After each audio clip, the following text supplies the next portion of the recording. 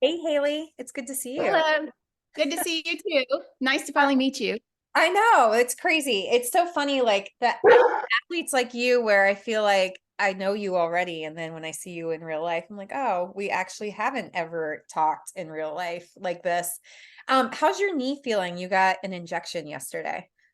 It's actually feeling really good today. Good. Yesterday, it hurt a lot. Like during it, the doctor offered me lidocaine, but I was like, I'd rather just one stick instead of two. So, Mm, so I did do the numbing, and then it just really, really hurt going in.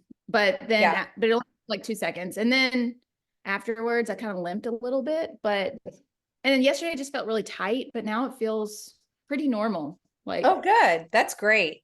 Because it's interesting because my husband's getting them. So we're talking about the hyaluronic acid injections for knee arthritis, and my husband gets them, and like he's limping around for the rest of the day, and he said it hurts really, really bad.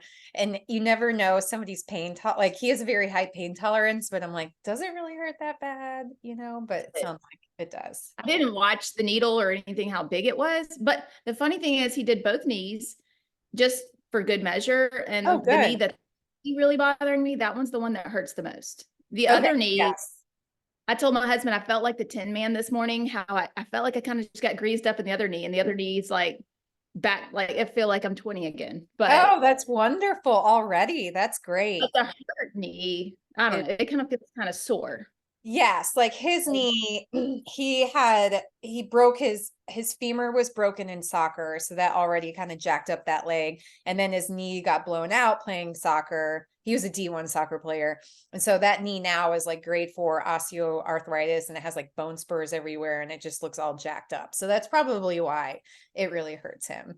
But yeah, there's different, like the PRP that I got when I had my torn plantar fascia. It's like that injection hurt more than childbirth. Like it hurt. I had no idea it would, because I've done all sorts of injections, but that hurt so bad. I couldn't believe it. So yeah, I know and now I know not to look at the needle and not to pay attention when they're like moving it around in there. It's just, yeah. But I got two more. So, and my husband's asked if I was going to do the lidocaine next time, and I was like, you know what? I already did it. It's only 2 seconds of like terribleness, and then it's done. And So, I think it'll feel better. It feels better each time too, because your knee is already lubricated. hope so. We'll see. So I'm going to run it this afternoon, so we'll see. yeah, keep Hopefully, me posted. And you have a race this weekend. And yes. uh, so Excited about that's the first question I wanted to ask you in this. Well, before we get into it, do you want to give a brief introduction as to who you are and why you run? it. Sure. Okay. So, I'm Haley Harbaugh, and I am actually a third grade teacher. I've been teaching for about 15 years, but before that, my life was identified as swimming. I swam all through middle school, high school at really high competitive levels. And then my ultimate goal was to get a swimming scholarship, which I accomplished. And the funny thing is my family are giant Auburn fans, and Auburn University is really just a swimming school. Like you have to be a high level Olympian to swim there. So my dream of going to Auburn and swimming there. Can you hear my dog? I Can can, you? but it's cute. Okay. My dream of going there wasn't gonna happen because I wasn't that level, Olympian level. And so I was offered a scholarship to LSU, but being an Auburn fan, I couldn't go there. And oh my gosh, my dog. Do you mind if I go put my dog up? Yeah, no. Can you? Or does he just want to be on camera? Huh? Does he just want to I, be on camera? looking at the people walking by the front door of the house. Well, he's keeping you safe. Yeah. Okay. Well, I couldn't get LSU, so I went to Georgia Southern because I was like, oh, Georgia Southern never plays Auburn in football. That'll be great. And they actually do now sometimes. Oh. But anyway, so I swam and swam and swam and swam through college. But then after college, it's like, what's next? You don't really easily have a pool to go jump into. And so I started dabbling and running here or there, but I did not know what I was doing. And then we started CrossFit, and I liked CrossFit. But after I had my child, CrossFit wasn't easy to do anymore because it's hard to have childcare. So I just started running full time with a jogging stroller. So Here you are. So yeah. I'm wondering if my question was, you are one of the most positive and confident athletes that I coach going into a race. Like, you seem to not deal with a lot of like self-doubt. Especially your last half marathon, which you did amazing going into it. Your knee was acting up, we had to shift some run days and whatnot, and you didn't really seem to let that affect your mental game. Maybe you're not letting me in on what's going on inside your head, but how are you able to like hold on to that confidence and believe in yourself going into a big race? I think most of it is having you as a coach. So because I ran for a long time before a coach, pretty much just like I started with like the Jeff Galloway plan, which was great. I kind of felt like I knew what I was doing, but I didn't at all. Like, now, Sorry, our see, dogs are just do you think your dog? Here's my dog. Probably. They're talking on their Zoom call. they're talking to each other. They're having their own Zoom interview. Okay. So, oh my gosh, I gotta go put this down. Okay. If you want to, you can. Driving me insane. That's totally fine. I understand. Okay. So, I mean, I kind of started dabbling in it in about 2018 when my husband had the idea to do a first run Disney. Mhm. And I was like, okay, cool. And then we just dove head first into the half marathon. Yeah, I you never did. even did a 5K or a 10K before that. But I was like, I don't know. You see all the pictures of Run Disney, and I'm like, okay, those are normal people. If they can do that, I Mhm. can too. Yeah. So I Especially being really a one athlete, right? it gave me a reason to be consistent with running. I actually went back to like my Map My Run. That's the app I was using at the time. And I mean, I ran a lot. Mhm. So, but I'd say I probably didn't run well because I thought every run should be my best, hardest effort. And that's Yes. how I would get faster. That's how we And all were when we start, I think. yeah. And it wasn't until having you that I've kind of tried to tone that down. But so over the years, I've done a lot of, okay, I'm going to do this race. I'm going to train for this race. And there's a lot of programs out there that show you, okay, here's how you go from a couch to, the race and a build up. And so after I tried Hal Higdon too, but I couldn't keep up with that one. That one was like, I felt like it had me going way harder than I was ready to go sometimes. And then we did 80-20. My husband brought the 80-20 book, which was really good. Yeah. But I didn't believe my husband when he was trying to tell me to do all these easy runs. And I was like, I don't feel like I'm getting anything out of a 10-minute run, like a 10-minute mile. Like for me, I was like, I feel like I'm going so slow. And then, so I kind of ignored him and I followed the 80-20 like mileage method, but not the effort method, but I still got faster. I mean, I did a 5-minute PR. And then it was after I trained up for using 80-20 for the marathon. I didn't have a very successful marathon, in my opinion. I mean, I completed it, but it was hard and not fun after mile 17 for me, probably because I didn't have a big enough base. And then I was like, but Daniel, I want to keep running. I just don't want to do a marathon anymore. And I was like, I don't know where to go from here. There's no book that says, hey, now you've done a marathon, let's back it down. Right. Yeah. And so that's when he was like, well, you can hire a coach if you want to. So I think having someone who knows what they're doing has been the game changer for me because it takes all the pressure off of me trying to figure it out on my own. And so all I got to do is go run and try my best. And if I do that, I've dumped all the pressure on my coach, is what my feeling is. Yeah, no. And I love being that person. I love that pressure. And you do a great job of the 80-20 of like, you are very good with your quality hard workouts and then your easy runs, and you do a great job of listening to your body. And another thing that you excel at is that you balance so well. Like, because you have a demand, I mean, you work teacher hours. It's not easy for you to take days off. It's not, I mean, you have early mornings and then your son's in like competitive sports. And you have like a life, like a social life, and you do a great job of looking ahead and pinging me and being like, okay, Whitney, can we switch these runs around? Or here's what I have coming up. I would love to know a little bit more about how you are able to stay consistent and like what that process is when you're thinking it out, because a lot of people, I think they may be daunted and be like, oh, it's too hard to try to fit running into all these other things. And so what keeps you like working hard to stay consistent, to think about how can I shift things around in order for me to do it day to day? Like there must be a very big core motivator for you and to be able to do that. Well, first of all, I feel like if it matters, you're going to make time for it. So if it matters to you and it's important to you, then you're going to figure it out. And I swear by, we have this little dry erase board calendar on my refrigerator, and it holds 2 weeks at a time. And it's my husband, me, my child, pets, and then it also has an area for next week. So it's really helpful for my child. So when he doesn't get home from school, I was like, all right, you got swim practice today. We don't have like a meltdown because he wasn't expecting it, Yeah. or basically like he likes going to swim practice, but he also, if he had something else he wanted to do when he got home that day, then he's disappointed that he doesn't get to meet up online with his friends or play. Right. So it's for him that he sees his week in advance, and he knows it's on his level. But it's also helpful for me that I write out all of our activities. So I make sure, okay, so this is when I'm running. And I generally run while he's at practices. So when he goes to swim practice 2 days a week, I run during that time around the pool. Parents aren't allowed in swim practice anyway. The pool deck is too small. So it's perfect than just sitting in the car.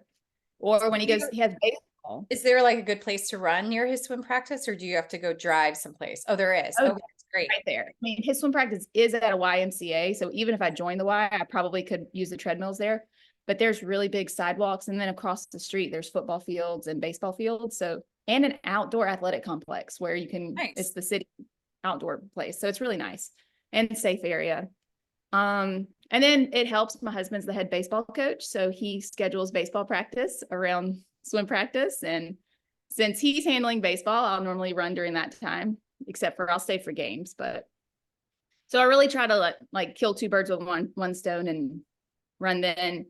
Most weekends he's off and can be with my child while I run, but some weekends I will message a friend and see if my child can come on a play date so I can get along with him. Or every third weekend he spends the weekend with his grandparents, which is good for both. Oh, really? Oh, I didn't know that. Oh, that's nice.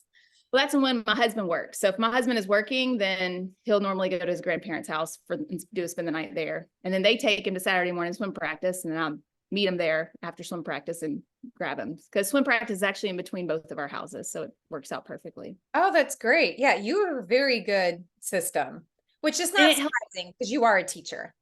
And I only have one child. If I had more than one child, it would be even harder to juggle all of this. So I think you can do it. You're used to dealing with 20 kids at one time. Yeah. Right? But it's easier to say, hey, can my one child come and play at your house instead of my Oh, yes. We run into that a lot with our two kids. Like there's conflicting schedules, but then there's also different friend dynamics, and there's just things you don't think about when you have more than one child. And I have two I mean, they're wonderful, but they're not easygoing children. They could be a little high maintenance, especially my son. My daughter, now that she's older, like she's more go with the flow, but my son is not. Yeah. My son, if you give him an iPad and snacks, he's really easy. So that's actually probably from running in the stroller. He had unlimited screen time and snacks when I'd go on my long runs. So he was good for about. That's great. That's great. I wonder too if it's a boy versus girl thing, because like my son, he could chill out on his iPad and forever, it seems like, whereas my daughter has to like keep moving all the time. Like we have to tell her, hey, it's okay to like sit down and not be building a massive Lego thing or crafting or whatever it is. Or we have she's a gymnast, and so we have bars in our playroom, and it's like from the moment she wakes up, she's on those bars. And then, before going to gymnastics, she's on those bars, and it's like, you can just chill out for a second. Okay. So what do you struggle with the most, if anything? Oddly, it's the mental game. Like, oh, okay. So you put on your front. Yes. I mean, before Big Beach, I'm wearing my Big Beach Marathon Oh, shirt I now, like but that. that was the half marathon I just recently ran. And going into having you as a coach, my number one time was to get below 1 hour and 50 minutes. I'd never done that before. And I remember looking at results and just thinking, my goodness, those people are so fast. How are you even doing that? And then when you sent me my race plan and my race plan said like sub 145 or something, I was like, she thinks I can run that fast? Like that Really? was, yes. And then I was kind of in shock to my husband that, okay, well, if she thinks I can, I probably can, like she said I could, and she's my coach and she knows all these things. And so and then it's like, there's no pressure because I went through it and I was like, Daniel, if I don't get a PR, I don't think anybody cares but me or my coach. I was like, the world's not, I'm not Keira D'Amato that the world's watching and Right. like knowing my goals. Like truly no one cares. And in fact, most people that congratulate me around town, they think I run marathons anyway, but I'm like, it's a half. And they're like, well, congratulations on your You marathon. ran I'm a like, 145 marathon. Good job. yeah. So I was like, so Daniel, I just need to tell myself that I'm the only person that's putting this pressure on me. And I'm truly the only person who cares if I meet my goal or not. And my coach cares, but she doesn't care. It's like, she's going to just be disappointed, but Right. I would. So that's really what I struggled. And then the knee flare up happened. And I was just like, you know what? I'm just going to run anyway. So that's why I went to the doctor and the doctor said, I'm not going to, blow my knee out or anything. It was fine and just mild. So I was like, okay, I'm just going to go for it, which is funny. So this one that's coming up this weekend, my race plan came and it's still the same race plan as my Big Beach one, but I don't think I'm going to run as fast as Big Beach Just because of the Big Beach hills. on the beach and it's flat. And Yeah. Auburn University there are some very, like that one last year, there's a lot of hills. It's just up and down and up and down. And I'm from the Gulf Coast. So just a small hill is a lot for me. Yeah. So up in Tennessee, y'all are used to rolling hills, but We are. Yeah. Well, just you want to maintain your effort on the hills. Don't fly down the downhills because your quads will pay the price. But yeah, like the pacing's the same. You just want to don't look at your watch when you're going up the hill. Just try to maintain your effort. so I'm just I've heard in other podcasts about, of course, like sometimes you just running is different than swimming. Swimming, a pool is a pool. There are faster pools than others from Really? like the engineering, the way the water will flow over the gutters. Yeah. If Okay. you Interesting. let the water flow over, then you'll get more waves back in and it'll make it a little bit slower. But they're not like running where your PR can be affected by the weather, the temperature, the course. Like there's a lot of different variables in running. So now that I'm probably getting more towards the plateau in times, because I was doing steady drops, I'm trying to remind myself that you're not going to have a PR every single race. Your time's not going to be better. And sometimes just compare your time to that same course last year, because I don't think that I'm going to get a PR from running a flat course just a few Right. weeks ago to a more hillier course. But who knows? I mean, I guess stranger things have happened, but That's true. Yeah. But I mean, you will continue to, unless something crazy happens, like you're still going to be doing this in your race.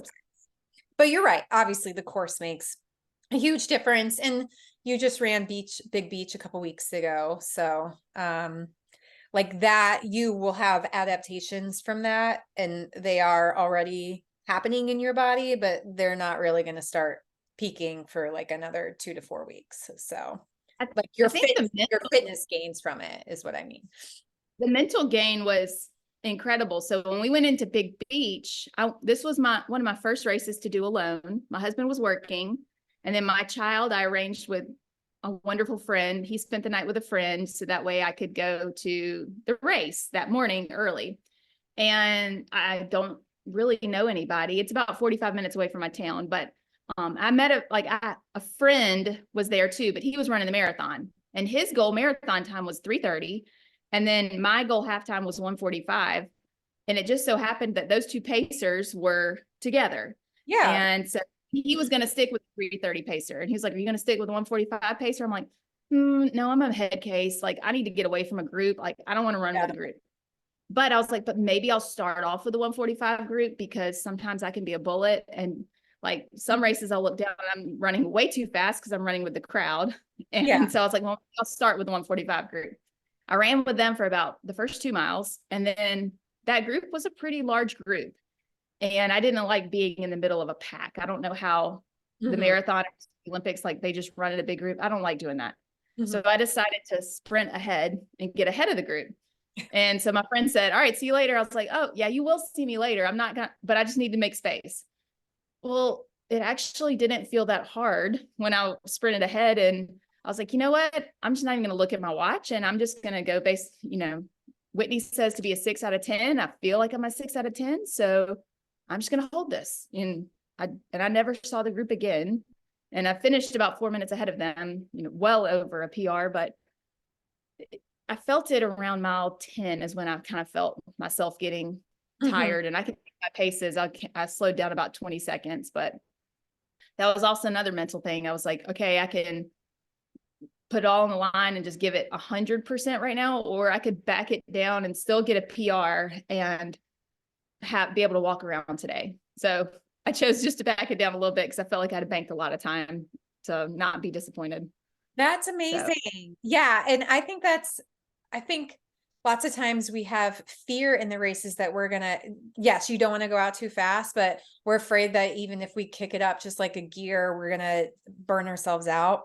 But those surges, I mean, they recruit different muscle fibers, like they kick on your fast twitch muscles. And sometimes like it ends up almost feeling easier. And so I do recommend doing that again, is just trying a little surge, see how you feel. And if it's too hot, you can always, ease off a little bit. But that was very smart. I love that. I love that you took a chance and you just wanted to I don't really love running in a pack either. I get annoyed, especially if somebody's like right.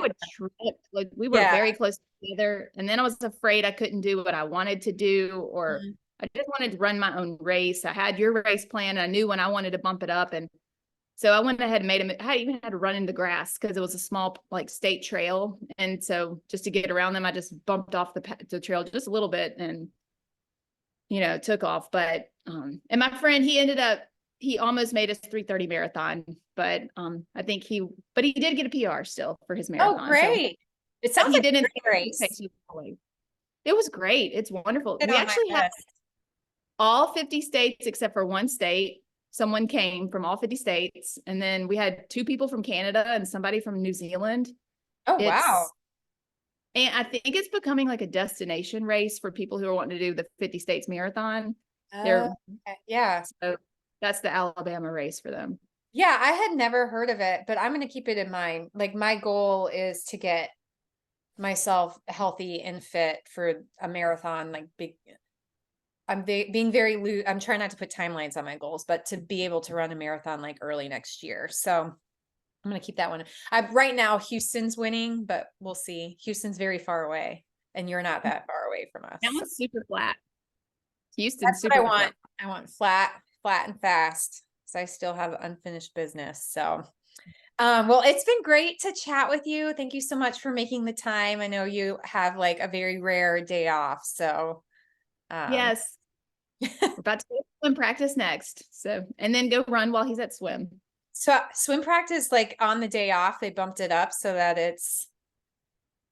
Yes, they swim year round no matter what. But yesterday was the Mardi Gras holiday, so they didn't have practice yesterday. But today it's just you guys do that. That you have. Yes, and that's what you guys do. It's your culture. The whole week. A lot of people go out of town, so the schools just give the kids the whole week off. Oh, so. I see. So then do you still get a spring break and time off for Easter? No time off for Easter unless it bumps up to spring break, but just a spring. But but honestly, where I'm from, the buses can't travel around during Mardi Gras because there are literally parades all day long. So that's something I need to add too. I've actually never been to New Orleans, but I need to come down for that. Yeah, Mardi Gras actually started where we live in Mobile, Alabama. Okay. So And then New Orleans just took it and made it gigantic. But Oh, I did not realize that. Our neighbors across the street moved down to Fairhope, and they're an older couple, and they're like every month they're like, when are you visiting? So it's the best. we are long overdue. Great running town, lots of running, lots of cyclists. So Oh, I bet. I bet. I mean, you're by the beach and it's flat, and yeah, it sounds amazing. All your pictures of you and cute Obi, but like it's either a really cute dog or really pretty background. it's nice to run, not so boring. Yeah, yes. Well, it's been great chatting with you. I hope you enjoy the rest of your day off, and good luck with your sorry, my sister's calling me, which is interrupting our Zoom call. Good luck with your run today. Let me know how it feels. All right. Thank you so much. All right, thank you. Bye. Bye.